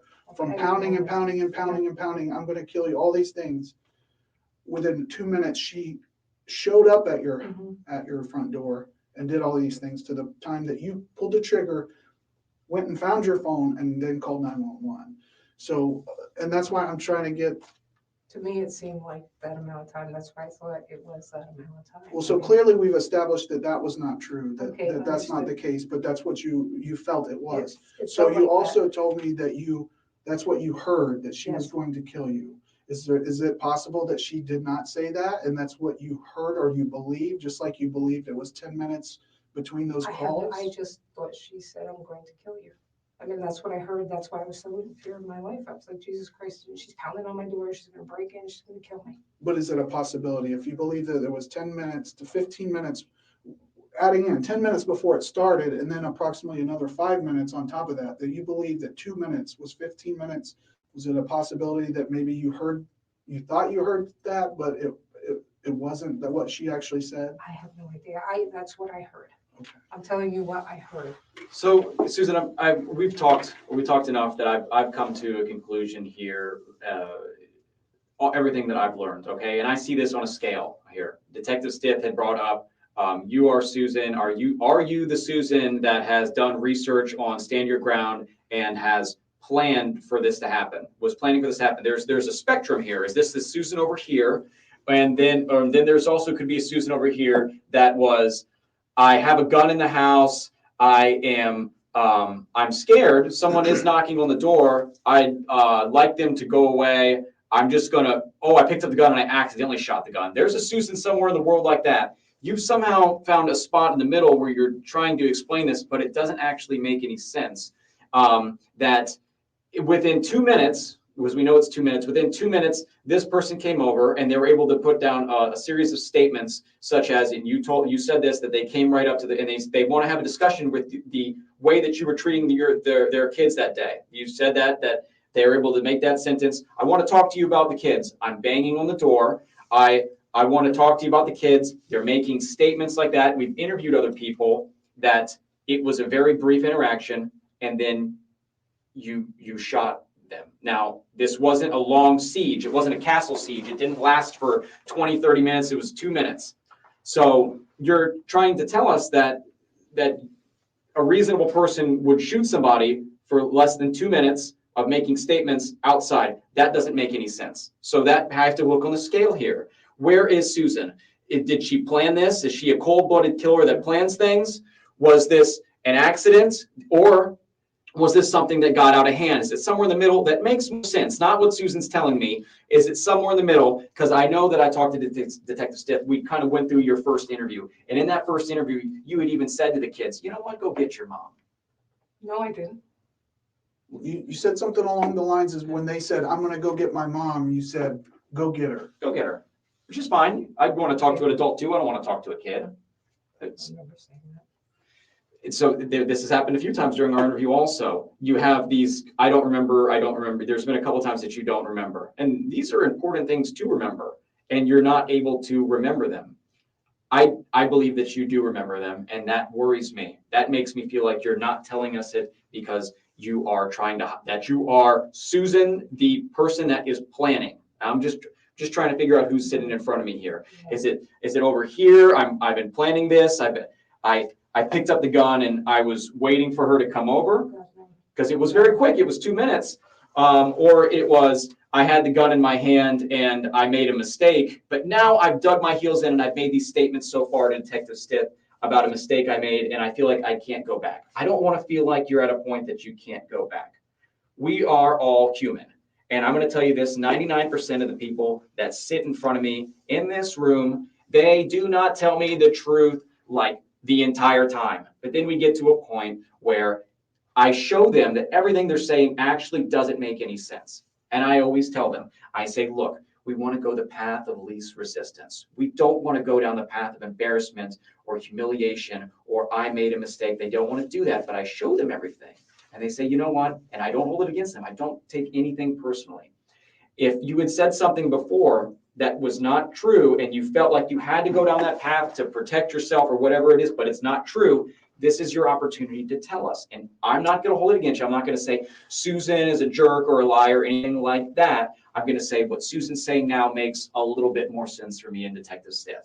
And this is that opportunity. If something is different than what you originally told us, I might be able to make sense out of it because I know your history now. I know that you were a victim of some kind of sexual trauma. I know that there was things that happened to you when you were in school. I know that you have gone through hard experiences, and maybe that influenced why you said the things you said before. But I can tell you right now, what we've learned, what we've discussed all leading up to this, it doesn't make any sense. So this is your opportunity to actually tell us that something that does make sense. I'm not going to hold it against you. I'm not going to get mad. But whenever AJ was coming over that evening, what happened? What happened? Bring me to that moment when you had the gun in your hand. What were you thinking? All I wanted her was to go away. I just, I felt she was going to come through that door and kill me. I'm sorry, that's what I felt. I just felt she was going to come through the door and kill me. Okay. It was a tremendous fear. Did you feel bad for what happened? Oh, Christ, yes. Because the first time that we talked, there was a point where I informed you that AJ had passed away. And I wasn't sure if Mhm. you've been aware of that or not. I know they transported her in an ambulance Yes. from there. No, But I saw when- them doing CPR. Yeah, so when I informed you of that, you showed emotion, you showed what appeared to me to be at least somewhat of remorse for what had happened. So do you feel bad for what had happened? Do Absolutely. you feel bad for the children? Christ, yes. So, and I think, Detective Pender we're trying to give you the opportunity to try to explain some of these discrepancies in the story, the things that don't really add up or make sense. And you maintaining that you were in fear for your life. Yes. It just doesn't make sense. And I feel like at this point, today you really haven't, and I'm not judging you, everybody processes things differently. So I understand that. But you haven't really seemed remorseful for today, at least, for what had happened. Oh, God. It just makes me sick. I don't know I can't take it back. It's transpired. It's in the past. I don't know what the hell to do. It's just probably be shutting down again. Do you think that's a trauma response or something? I know you said you had gone through a lot of Probably flat because I affect and just, things like that I in don't know the what the past. hell, I mean, it's a horrible situation. And inner conflict is horrible because, it goes against my faith. I broke the commandment. I just I feel horrible for what I did. Okay, so looking back on it now, and do you think that she was actually going to get through that door? I mean, be honest honestly, with us, God, because felt she was coming through the door. And Yeah. as God is my witness, I thought she was going to come through that door. I'm sorry, it's just what I felt. so, I mean, at this point, like, we've talked to you, we've talked to a lot of people and gone through the evidence. We've discussed all of this with the state attorney's office as well. After talking to you for several hours on Saturday morning and then today, I feel that there was a level of fear, but from everything I've seen, it doesn't rise to the level for you to justify shooting through a closed door and with a firearm. Okay, and I think that wasn't reasonable what you did. I felt so terrified. I just felt so terrified. Here she comes again. Again, she's screaming, she's yelling, she's acting unreasonable. And Let me ask you this. You said that you went on Facebook today. I can only imagine that at some point you may have seen some of the news yes, dealing with this case Yes. and this story. yes, Okay, what kind of stuff did you see? I threw a tablet at the child. I said all kinds of things that I never said. You know what I saw? I saw 4 kids that no longer have a mother. And I'm not taking away how you were treated, but those are children nonetheless, right? And now they don't have a mother to go home to. And I think you know what you did was wrong. I think you know that there were already deputies on the way. But there was times I called and the deputies never showed up. I understand. It's been So- 2 minutes. So To you, me, it wasn't 2 minutes. To me, it was much longer. In my mind, it felt like. but an there's only eternity. one reality where time Okay. exists. And I understand perception of time can be different for different people. But in the reality of things, you had just disconnected. Within 2 minutes, a shot was fired through that door. There was that much that transpired within that 2 minutes where statements were made. I want to know why you're throwing stuff at my kids or whatever it was she was saying. And then shot fired and she's down. And then another 911 call comes in. There's no way to justify that.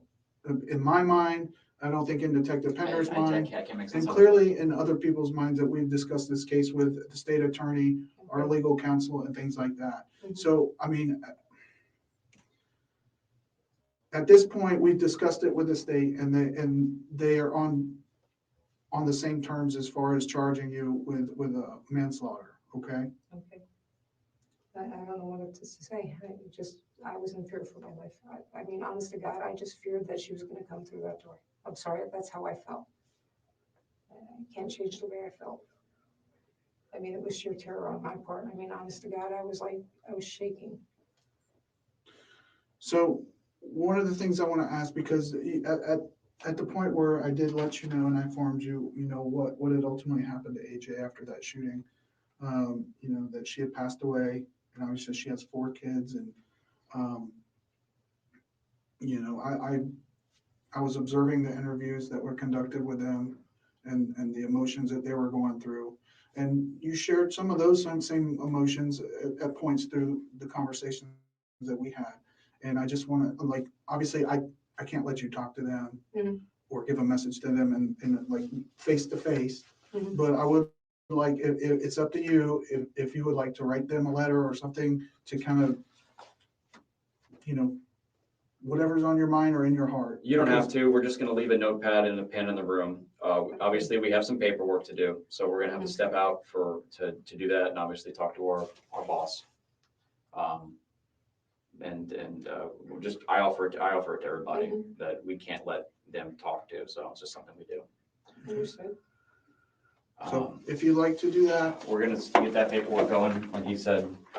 but that's where the state's at right now. That's where we're at. And I'll talk to you a little bit more about that in just a minute, okay? But if you'd like to write them something, that's right there, okay? She's not going to write anything. She hates those children. Okay, I think she's going to write something.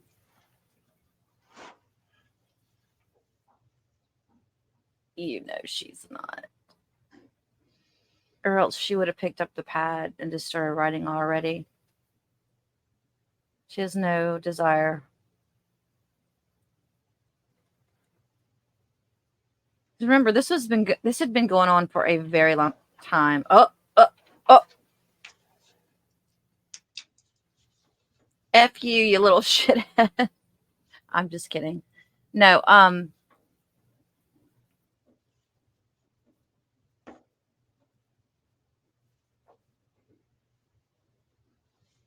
she probably said, well, crap, I've got to do this. It's going to look bad in court if I don't. I mean, I'm being charged with manslaughter. So I've got to make it look like I'm remorseful.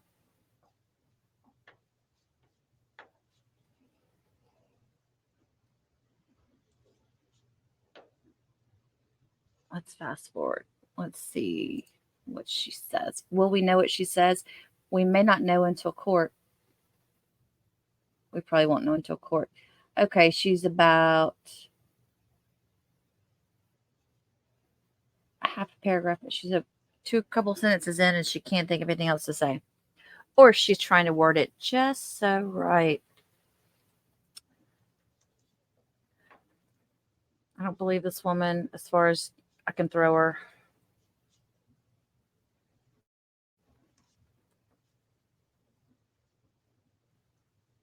This woman had hate on her heart for these people.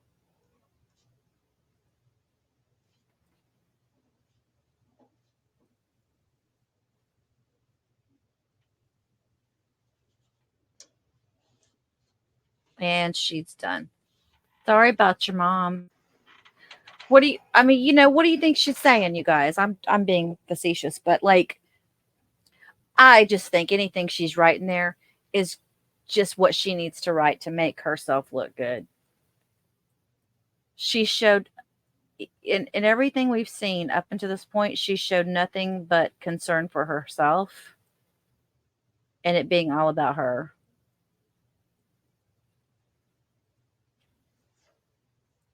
And I did not use the word narcissist because I'm not going to throw that around. I don't think she is. I think she's just a very selfish individual who doesn't like children.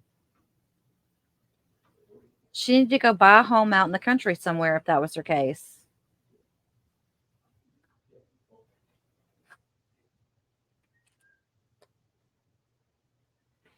And then she said, the kids are like, we're going to go tell our mom. And she's like, well, go get her. I think it's going to be so telling when we hear the rest of these videos that are out there around that house. Hopefully there was like a Ring doorbell camera right next door.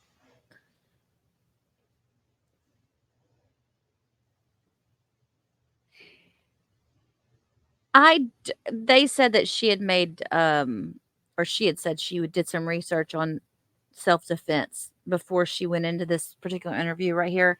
I don't think that that's showing any guilt. I think that's just knowing you're screwed because, or, being concerned over what you're facing. She knew someone was no longer alive and she was the one that did it. So I don't really put a whole lot on that, but I like the way in the interrogation they brought up the whole fact of her using certain words like reasonable and prudent actions, which she did find online.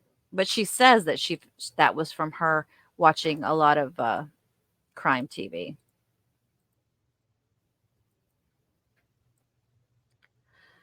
Go on with your bad self, Susan. You're going to jail. I can't wait till this trial starts. All right, we're gonna head over there in a second. Can you go ahead and stand up? I need to get a picture of you before we walk you over. Stand up for me real fast. All right, can you take a step back? This is not a good camera for. All right. All right, hang on one second. Let me go get take the stick. We're gonna head on over there, okay?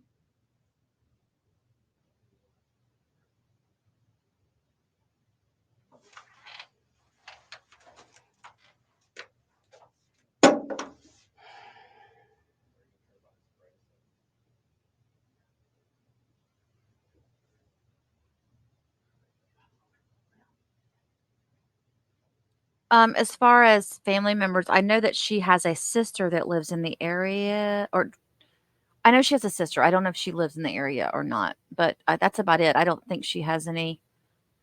She did mention an ex-husband, but that he was not very nice to her. Or was it a boyfriend?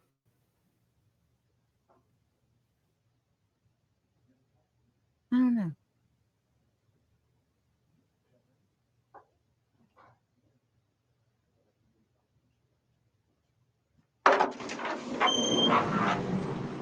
All right, Susan? All right, we're gonna have you go with this deputy here. No. I'm sorry? No. No what? I can't. What's wrong? What's going I on? just can't. I'm sorry, I can't do this. Well, I mean, unfortunately, we're to that point where that's what's gonna happen. Obviously, this isn't a conviction. This is you being charged, and then you're gonna have your day in court to present your side of the story. So you're gonna go with this deputy. No, I'm not. You're gonna be booked in No, I'm not. and fingerprinted. No. They're gonna take your pictures, and then you will have an arraignment in the morning. I'm not going to. Sorry. There's a phone down there. You'll be able to call whoever you need to call, and right there in booking. I'm not going. But Susan, we are going. There's no change in that now. You're under arrest. In fact, we can probably go ahead and put handcuffs on her. Yeah. Let's Come on, let's Susan, get you stand up. handcuffed. Stand up. No, don't touch me. Susan, Stand up, Susan. don't, No, Listen, sorry, I can't. It can do go this. one I of two can't ways. do It can this. go an easy way or it can go a really hard way. I'm sorry. We don't want it to go the hard way. I'm so sorry. I Susan, can't put do yourself in our position. There's no choice in this. You're going over there. this. I'm sorry, I can't do this. Susan, you understand that from the point of the story that you've given us, that by refusing and resisting, that it's making you look bad, okay? I'm And sorry, I I understand just your can't. reluctance I to want don't to feel go. good. I just can't do Okay, this. well, they have medical staff over there As soon that as can you get over assist there, there's a you. nurse right in the front. They can, No. you give them the can't do prescription this. medications that you're taking, all that. They will assist you in making sure that you get the care you need. No, But I can't we're do going this. over there, okay? You're gonna can't. go over there, I just can't do this. okay? Well, Come on, Susan, stand up. if we we don't have have, time to seriously, debate. I can't do this. okay, but do you understand that you're under arrest and you're I gonna be understand taken to I'm the under jail arrest. one way or another, okay? I don't care. Susan, I just can't do this. I'm sorry. I don't. What you're saying and doing right now is not reasonable. I know it's not There's been reasonable, but I people- just can't do this. So when you So- say it's not reasonable, that doesn't make sense to me. I understand. I just can't do this. I'm sorry. And this is why we're in this position here, Susan, is because the decisions you make are not reasonable. You make just like what I'm we're sorry. experiencing right now. I'm sorry. I just can't do this. I can't do this. I've had people sit in this chair that have done things and they get up, they walk out on their own accord. They've done some really bad things. Okay, you're not the only person, but I need you to. just feel horrible. I can't do this. Okay, well, we're going to go to the jail. There's no changing this. There's no stopping it. I don't care. Kill me. We're not going to kill anybody. We're going to take you to the jail. We'd rather you walk on your own. We'd rather you just walk down there. It'd be so much better for everybody if we could just walk down Can there. you just stand up for me? No. So what do you plan on sitting here the rest of the night? I don't know what I'm going to do. I'm probably going to die of a heart attack. Well, like I said, they have medical staff over there. We want to be able to get you over The there. quicker we get you over there, the quicker someone over there that's in medical can see you. No, I just can't do Susan, this is what's gonna happen. We're gonna put you in handcuffs, and if we have to forcefully bring you out there, that's what we We're have to gonna do, do because that. we're I obligated really don't want to to. take you to the jail now, okay? Thank you for I'm standing up. sorry. I understand that. So put your hands on your back for me.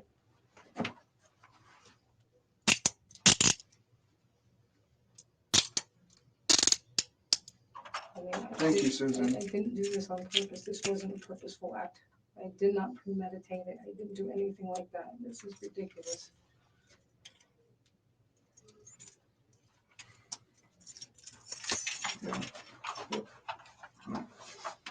We're gonna go out this way.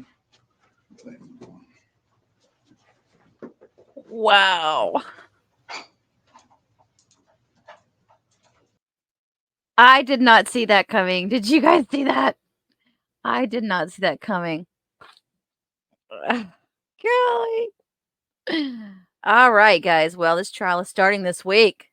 Jury selection is beginning today, according to what I have on file here on my calendar. So, unless they pushed it back, I will double check. So, stick with me. Hit that notification button. Make sure you check to see what streams I have scheduled coming up here in the next couple of days. I will be setting them up here. If we are going to go to trial, we will be watching this. All right, everyone. Have a blessed day. Please remember, as excited as I get about this, and I apologize. I don't mean any disrespect to the victims. It's just this case, this woman, I'm just anxious to see her get her what's coming to her. And I think, if manslaughter's all we can get, manslaughter's all we can get. All right, guys. See you soon. Stay well. And, be on the lookout. I've got another video coming up on this Daniel Callahan case as well.